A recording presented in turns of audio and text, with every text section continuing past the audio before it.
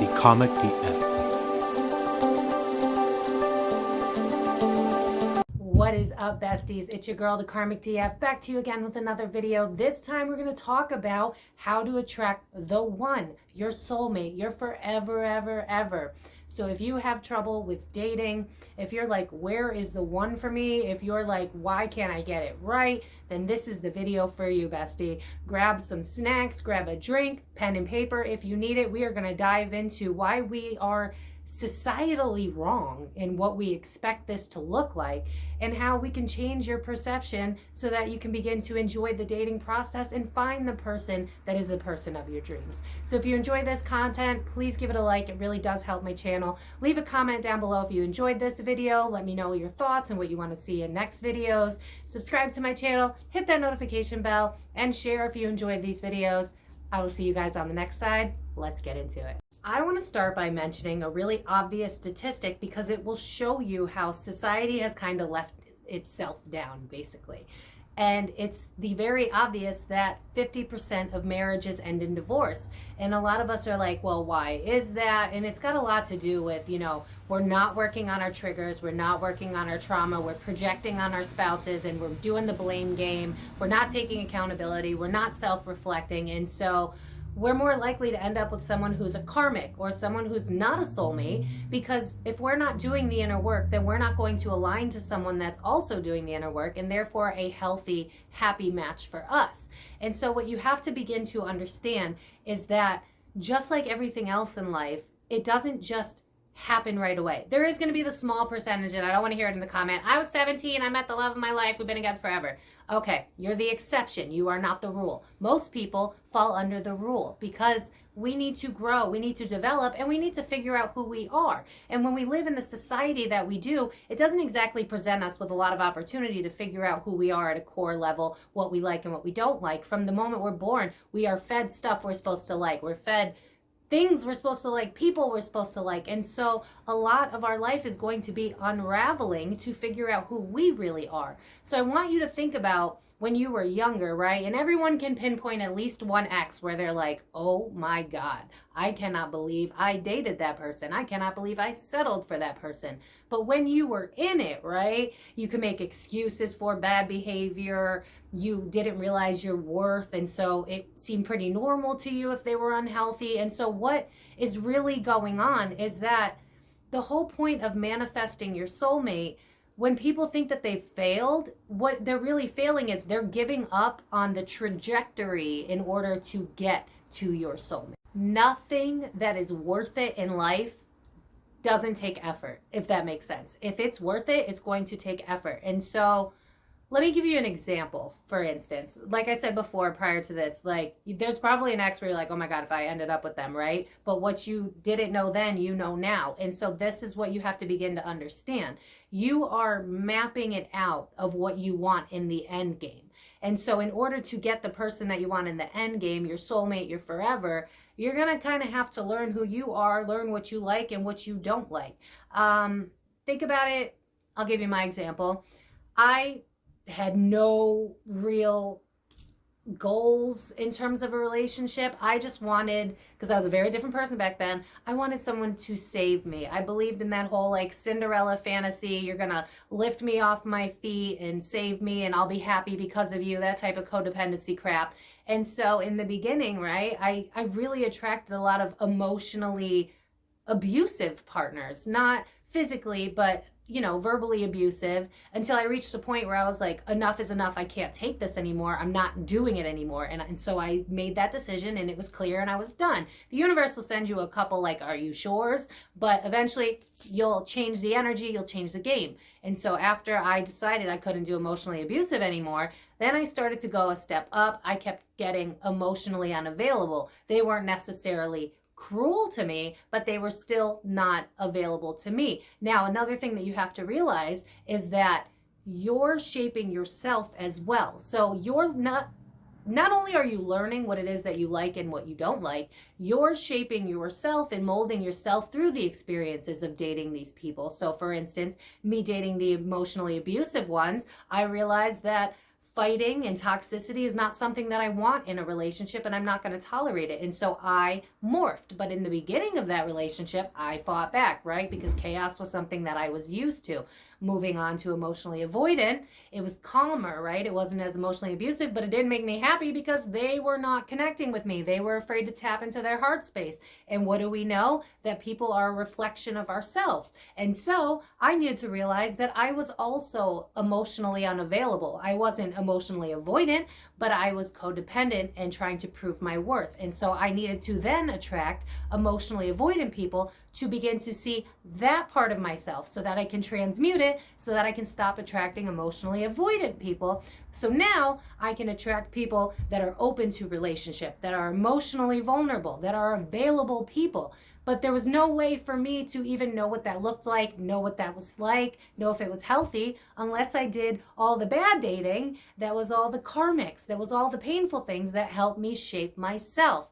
And a lot of times we think that we're failing and we're getting it wrong. And with social media being in the mix, oh my God, you have a boyfriend or girlfriend for like 3 months, then you break up and you have to feel all this shame because, oh my God, you put it out online and then it didn't work and then you look stupid and then you feel shame. That's dumb. You're supposed to date. How many times have we heard, maybe you haven't, but most people have, where it's like, oh my God, if we ended up with the person that we thought we were going to end up with in high school, how crazy, right? Or like, when you hear that people are waiting until marriage to have sex and you've done it before and you're like, oh my God, if I waited, I'd have been, you know what I mean? So a lot of the times we don't understand fully because more often than not, we understand at the end. We don't understand during. We're not meant to. We are evolving, we are adapting, we are learning. So a major key to this is beginning to embrace, enjoy, and take it as is when you are in the dating phase. Realize that each and every person that you're dating,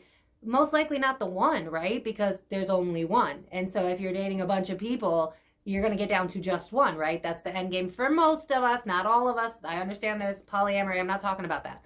What I'm focused on here is that we have two things going on in our brain simultaneously. We want the one, but we don't realize that we need to do the work in order to get there. Think about like, I know this is a dumb example, but it's true. Think about Goldilocks and the Three Bears, right? If she didn't try out all the beds, she wouldn't know which bed she liked the most. Think about, here's a good example. I know this is dumbing down relationships, but if you think about it, it makes sense. Think about if you were a child and growing up, the only ice cream you've ever had is plain vanilla. That's all you've ever had, right? And then one day you go into an ice cream shop and now you have all of these flavors, right? All of them. And you get those little spoons, right? And you're like, I'm going to try things. And then the first one you try, pistachio. Maybe you don't like pistachio. You're like, oh my God, this is disgusting. I don't want to eat this. Is that going to make you stop trying ice cream forever? No, that's dumb. You know you're going to like other flavors of ice cream, right? But you just didn't like this one. We got to try again, right? And so now you try strawberry ice cream and you're like, strawberry ice cream's okay, but look at all the options that I have to choose from. There's got to be something that fits better than this. It's good, but it's not great. And the weirdest part about dating is that we don't have these high expectations for dating the same way we have high expectations for other things. So while we're sitting here, while we're like, we demand equal pay, we demand getting paid for what we're worth, we demand whatever it is that you personally demand.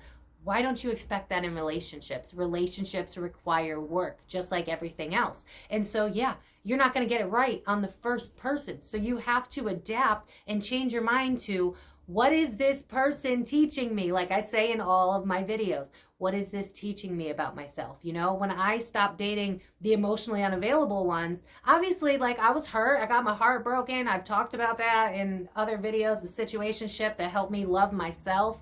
But if we don't experience those things, we can't mold and shape ourselves to the best versions of us and then understand what we like and what we don't like. It's example of the ice cream. Again, it's like, have you even written a list down of what it is that you want out of a spouse? And have you actually looked at it? Because I want you to think about, like, at least with me, before I had any sense of self-worth, my goals for a relationship were so insignificant. It was like, I want a man because I love and I love rom-coms and I don't want to be alone. You know what I mean? It was just bar none. And so, of course, I attracted unhealthy relationships. That and, childhood kind of reflects whatever. But it's noticing that relationship is the same thing. We go from spouse to spouse to spouse to spouse. And I'm not shitting on that. I think that you should. I do think that you need to take time to yourself to heal and reevaluate so that you don't continue to repeat the cycles. But you should be dating, experiencing, seeing what that's like for you. Does it work? And then what did you gain? What did you lose? And not necessarily lose, but what did you learn about yourself, about what you don't want to happen in future relationships? If I didn't date emotionally avoidant men, then I wouldn't have realized how much I hate emotionally unavailable men. Not hate, like hate them personally, but hate the idea of trying to pull down walls from someone else's damage that they did to them. You know what I mean? I realized that I deserved more than that. And the only way to figure that out was to have dated someone that was not right for me. So what you really need to understand, the big picture here, that when you decide that you want to be with your soulmate and you put that out into the world, you may have to date like 5 karmics and 3 soulmates to get to the main soulmate. That's how it actually works. You're going to date some karmics, so you go, ooh, this isn't for me. Ooh, this hurt my feelings. Ooh, never going to tolerate that. Then you might date some soulmates where it's like, oh, this makes me feel good, but something's missing. It's not fully there, because the universe will always test you. And so maybe you've had nothing but toxic relationships your whole life, right? And you decided you were done. And now the universe is sending you bland relationships, which they do from time to time, to test you, to see, well, yeah, maybe you won't settle for abuse, but you should also not settle, period. And so that's when maybe a couple soulmates will come in, even a karmic. A karmic could still end up making you happy, but you'll notice that there's a deficit there. There's something in there that's like something's missing. And you'll get to that point where you might date somebody because you've said no to all the toxicity, but then you date someone who's mostly healthy, but you get this ick inside of you, right? And you're like, but something's not right here. But then you feel ungrateful because you're like, well, this is a lot healthier than I'm used to, so maybe I should appreciate this. And this is, I'm going to do a really weird example, but I feel like this is how you're going to begin to understand how this works. This is a lame example, but it came to me in meditation and it works. Let's say you're running a 5K, right? The 5K represents your life. Your life is 5K. Okay. You're running the 5K and there's people at every stop, however long the stops are, I don't know specifics, and they have water for you at certain stopping points, okay? And so you're looking forward to the water, you want the water, you're looking forward to the person. It's something to look forward to as you're going through the phases till you reach the end. And so the first person that has water for you, right? They're rude, they're on their cell phone, they give you the water, it's tap water, it's crap, miserable experience, right? You're still going, you're still hoping for good water, still hoping for good water. The next person comes out, not as rude, not that bad. They give you tap water again, cold at least this time, it's okay, but they're still kind of rude, they're still just whatever. All right, now you get to your third marker. The third marker guy is jumping up and down and he's like, yes, go, go, go, and he's cheering you on and you're like, oh, I feel so good, I feel so good. And then they give you water and then you drink that water and you're like, again, this is just not great water. And so you're just powering through the 5K, right? Here's where I'm bringing this back to real life. Most people, which is why we see this 50% divorce rate, most people get through their life and they go, I don't think that soulmate's ever going to happen. I don't think I'm ever going to get that love. So what do? They pick from all of those people that I just listed. They go, all right, well, I'm never going to have true love. That's not real. That doesn't exist. So I guess I'll settle for the guy that was jumping up and down. He didn't have the best water in the world, but he supported me. He was a good time. It is what it is. And this is why you see these unhealthy, unhappy, long-lasting marriages, or the marriages that just end and then they're on marriage number 3 and you're like, why can't you get it right? And it's because we don't listen to our intuition. We don't listen to our gut. We don't listen to ourselves. We give up really quickly. We expect fast results. We live in an era of technology. I mean, most people will not finish this YouTube video, and not even because they don't want to, but because we all have the attention span of a fly. And with TikTok alone, if you're not drawn in the first 3 seconds, you are more than likely to scroll past because you want an instant dopamine hit. And when you are doing that in every aspect of your life and things aren't working out, then you are going to settle for the best of mediocrity.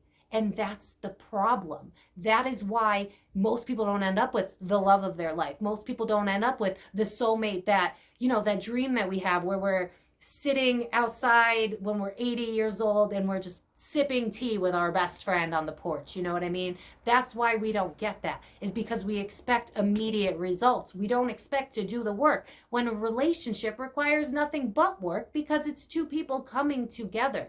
And so the main point that we need to understand here is that in order to get to your soulmate, you have to date people. You have to get it wrong a couple of times. And that's not failing. So stop letting people that are your friends tell you that you failed because you've had 5 less than a year-long relationships, because you were trying to figure out what fit you and what didn't. Again, going back to Goldilocks and the 3 bears, how will you know if you don't try other things out? Let me explain it to you from a spiritual perspective so that you can really understand, and then begin to be grateful as you are dating and as you are trying things out, and change your mind while you are pursuing love again.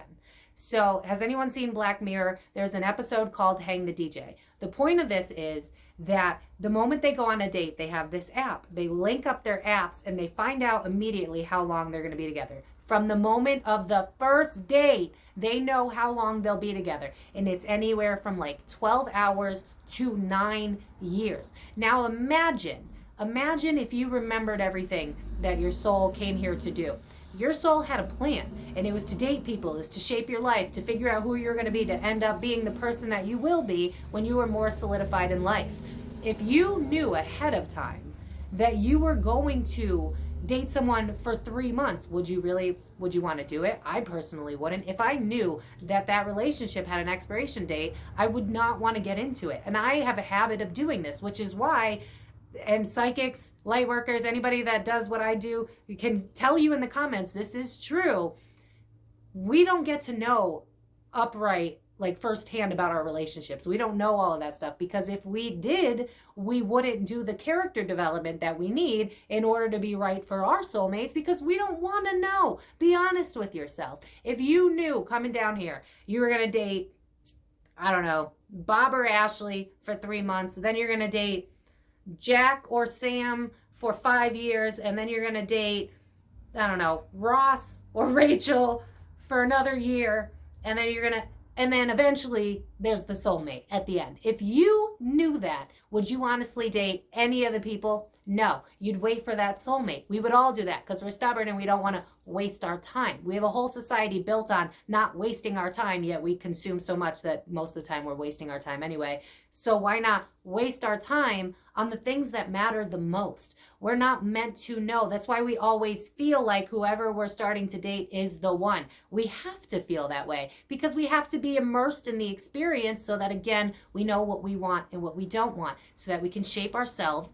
mold, and be the version of us that we want to be in order to be with the love of our lives. I want you to think about who you used to be when you weren't the best version of yourself. We've all had a lower stage of life, right? Now imagine if you met your dream person where you were at the worst stage of your life. If I had met the guy I was supposed to marry when I was in the throes of my alcoholism, when I was doing nothing but partying and blaming the whole world for my problems and not fixing my own crap, then my dream guy would not want me, because I wouldn't want that version of a person, because that person needs to work on themselves. It doesn't mean they're unhealthy or bad. It doesn't mean that I was a horrible person. It just means that I had no business dating.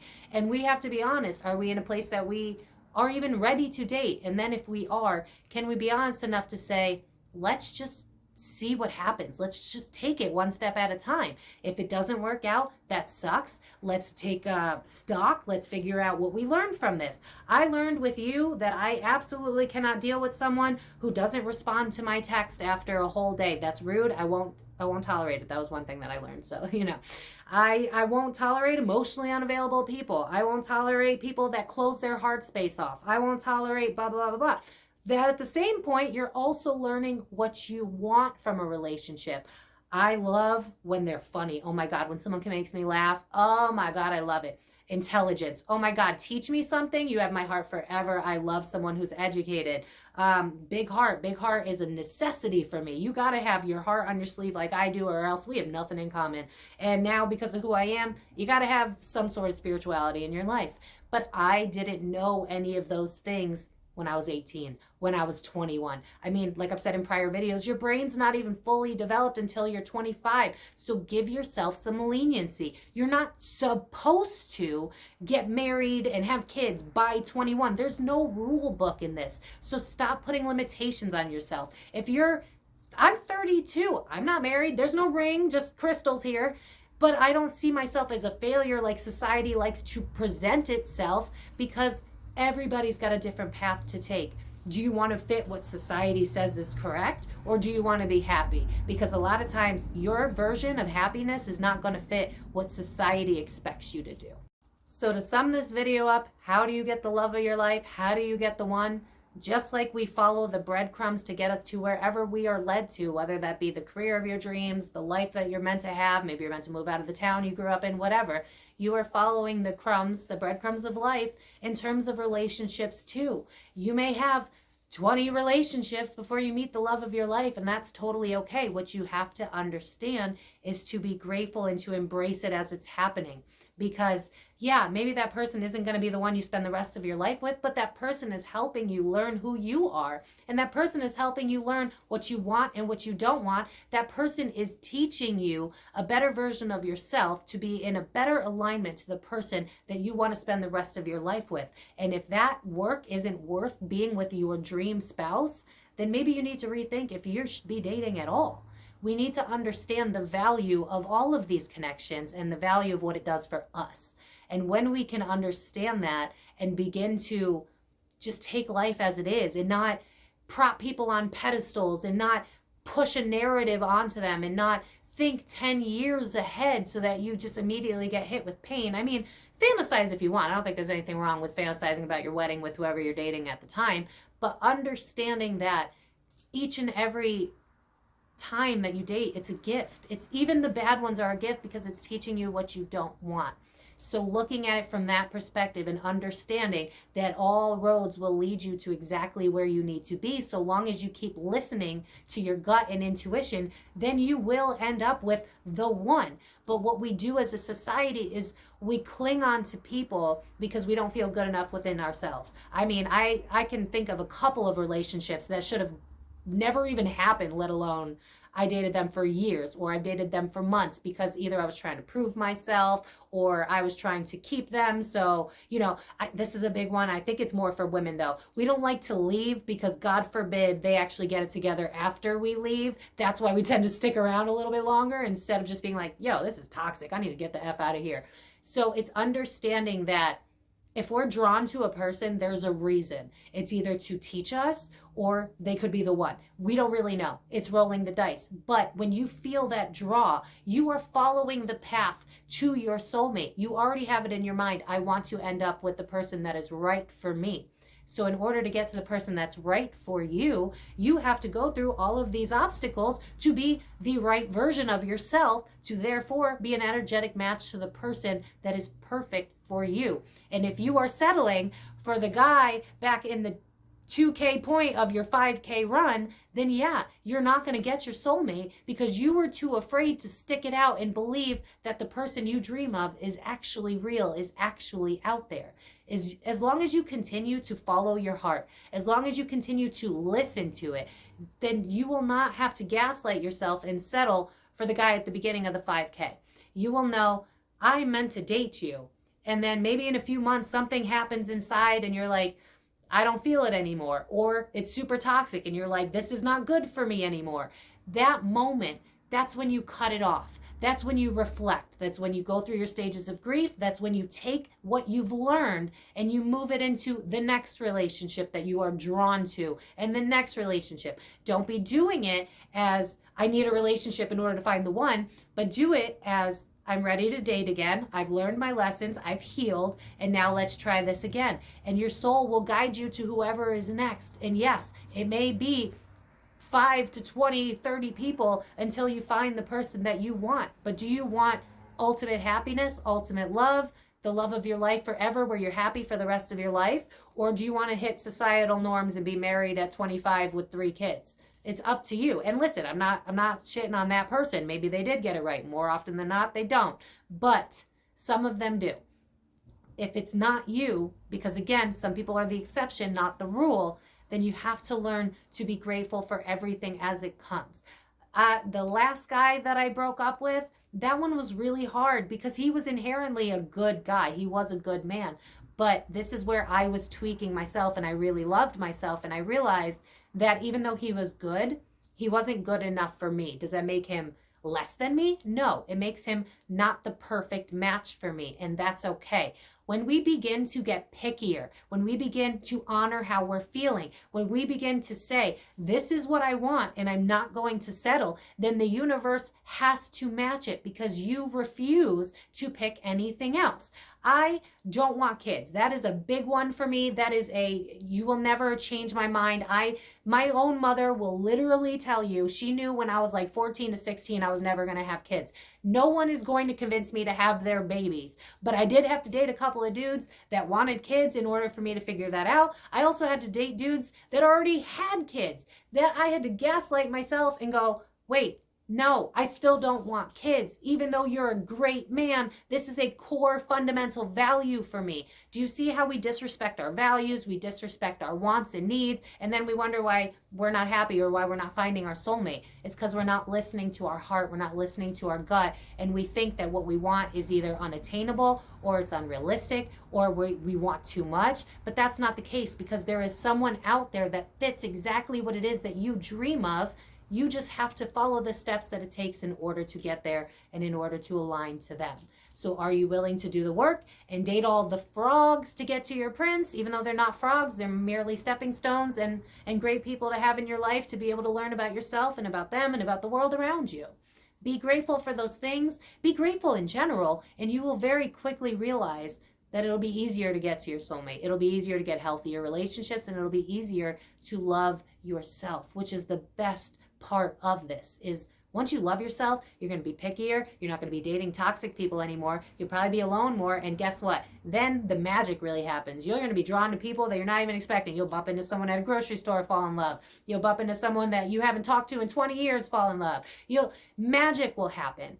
But because magic has been robbed from us, we've disrespected ourselves, our wants, our needs, and our dreams. And if you can get back on that path and believe in your dreams and go full force and experience everything with an open heart and an open mind and not shit on yourself because it was a failure. It's not a failure. It's a learning experience. It's a chapter in a book, and you've completed that chapter and you're ready to start finishing that book. And if you want the end of your book to be a loving marriage, a loving family, nice house, nice car, nice whatever it is that you want, you have to do the work to get there.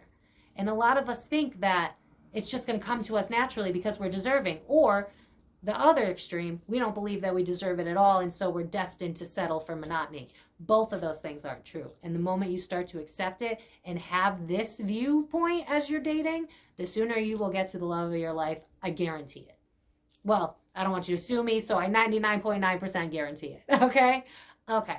So I'm going to leave it at that because I knew this video was going to be long. We're talking about love here. And if you want true love, then you got to commit to this video so that you can commit to love. You know what I mean? You got to understand the bigger picture in all of this. And it's understanding yourself. It's understanding the world around you. It's understanding that if you had met the love of your life in the beginning, you don't even know who you are, let alone what you want, let alone what you don't want. And imagine if you dated that person that you could think of that you can't stand now, that you're like, oh my God, if I had ended up with them, right? We've all got at least one of those. Imagine if we settled. You got to keep dating. You got to keep trying. It's just like flavors of ice cream. You're not going to get it right on the first try. Some will, like 1%. Don't come for me in the comments. Some will, but most of us won't. So learn to enjoy trying each flavor of ice cream. Learn to appreciate the parts that you appreciate. Hell, write down the parts you appreciate like I listed before. And then you can help like build a boy, build a girl, build a boyfriend, build a relationship, build whatever the hell you want. But if you don't know what you want and if you settle, then yeah, you're not going to get the love of your life. You got to put the work in just like you put the work in with everything else. You don't expect to clock in at work and not do work, right? Why do you think there's no work involved with love? So yeah. I'm going to leave it at that. Let me know if you want a part 2 in the comments. I guess I could dig into this a little bit more, but I feel like I gave enough examples where it should make sense at this point. But I'm going to leave it at that. You 100% can manifest the love of your life. This is where I want to end it. You can 100% manifest the soulmate love of your life 100%.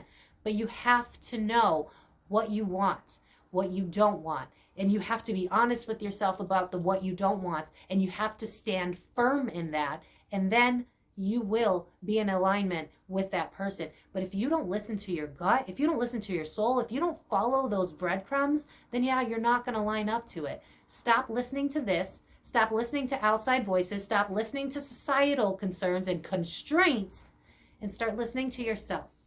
And maybe you're meant to meet your spouse at 28. Maybe you're meant to meet your spouse at 39. Some people meet the love of their lives at 55 plus. Who knows? But that's part of life. That's experiencing life. Stop running to the end zone when you have all this beautiful greenery before you get there.